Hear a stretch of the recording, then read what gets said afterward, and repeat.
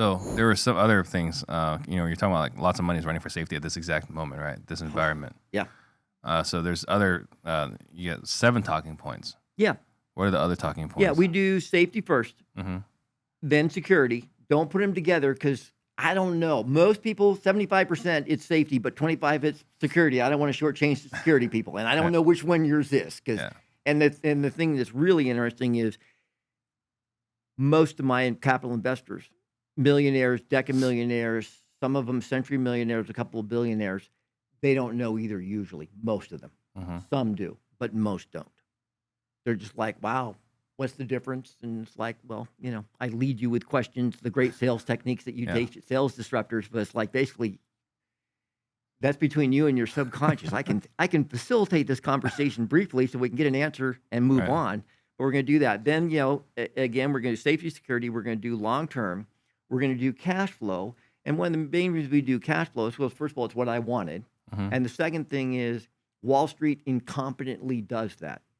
Wall Street has never competently done cash flow, and certainly not even no comparison to what we can do with it. No, their dividends are laughable. Pathetic. And the thing is, to retire earlier, your $1 million, even today with things up, it's going to kick out $30,000-$40,000 a year. Well, we can kick out way more than that, and usually it's $5,000 to $20,000 a year.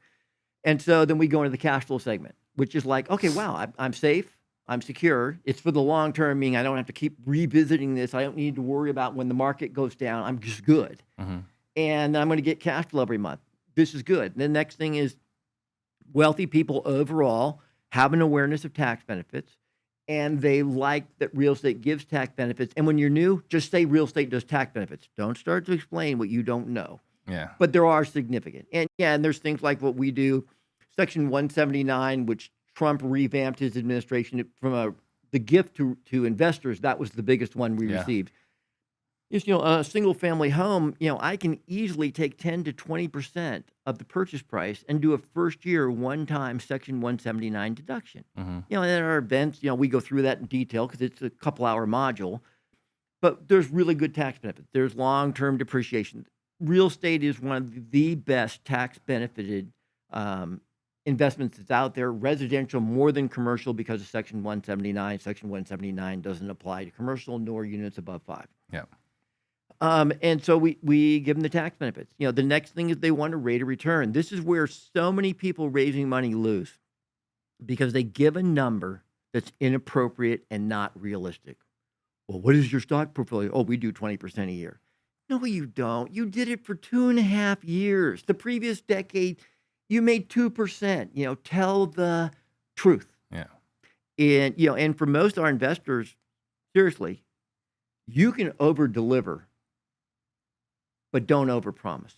Right. So many people are like, oh, we make 10%, 15%, 20%. Well, the moment you start going above 10%, for most people who have worked an entire lifetime to get their money, you're a liar because they don't believe you can do it. Mm-hmm.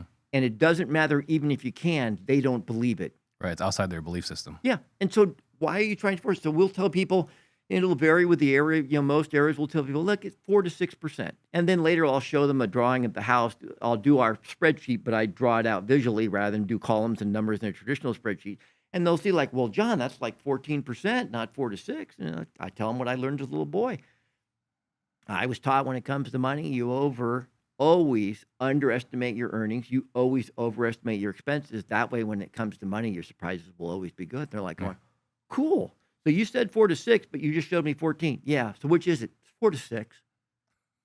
And they're not going to lose any money. 4 to 6, even with the interest rates moving stuff today, that's still better than what they're getting. In many cases, all we're redoing is we're replacing in their mind treasuries, plus giving all the other good stuff. Right. And the 4 to 6, that's the cash on cash, which is higher than that, but it's very conservative. So we just do rate of return. And then the other thing, and this is important, again, to understand the true psychology on a subconscious level. Wall Street teaches you when the market crashes that it's not Wall Street's fault. It's yours because you were too greedy, even though they did it. And so what we do is like, I don't even call it appreciation. because the English Commonwealth, the other English-speaking companies don't call it appreciation, they call it capital growth. Now, they know it's the same, but they use a different word. So when I'm in Australia One raising sounds a lot fancier. when I'm in Australia, I don't say capital growth, I say appreciation because that's the cool American word. And it doesn't have the negative society connotation because basically appreciation in America means you got greedy and you got bit. And most everybody who's got money was overpositioned into an equity market, primarily the stock market, their various games, and they got caught when the market downturned. And rather than the planner going, oh, by the way, I was trading naked without stops, without covered calls, with all the skill sets that basically you should have learned your second week of trading. I, as a 10-year professional, know none of them, and you just lost 30 or 40% because I'm incompetent. They can't say that. It's like, well, you were awful greedy in that position. Maybe we should be more conservative next time. And people just buy it. Right. The other thing is when I was still in the securities business, I was at a high level. So I got to go to the very, very advanced trainings, which were almost entirely about psychology and emotions of our clients. And they would do these. The book, The Millionaire Next Door, is the result of a study done by the securities business. I actually participated in that test when they were doing it. They were telling me what my clients want. It's like, my clients don't want to be in the ballroom at the Fairmont. My clients do not want Dom Perignon. They do not want caviar. Like, what do they want? Well, we're West Coast. They want Coors Light and the little pigs in a blanket and maybe some shrimp cocktails and some white wine for the wife. They're like, oh, no, these are rich people. They want these things. It's like, and what the book talks about is they were completely wrong. Right.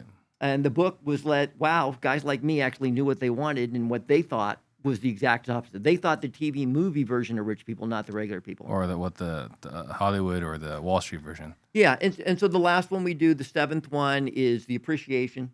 And what I always tell people, be very, very mindful. The era we're in, if you are 60 to 90 years old, 60 to 80 years, call it, which is where the bulk of the wealth in America sits. If you're 60 to 80 years old, 12 years ago, you lost a third of everything you owned in the downturn. So your subconscious disposition is that going for too high a return is risky. It violates your internal safety or security mechanism, and so you say no. So the vast majority of people I've talked to the last 5 or 6 years when we're doing the placement, if they're not institutional, they have large amounts of their capital sitting in a cash account, looking for the next deal, but never being able to pull the trigger and never understanding. So the biggest thing we do is we relieve their pain. We put them back into something and they feel better because very few people have millions of dollars by accident. I mean, they were good stewards for decades to build that money. It's just the loss is so catastrophic that people can't imagine, and many of them can't imagine it. I mean, many times, I'll have the husband crying, not the wife, because he's just finally coming to terms with the loss and the grief. And probably an overemphasis, but it's just reality for many of them. It is like the loss of a loved one. Well, and it was a double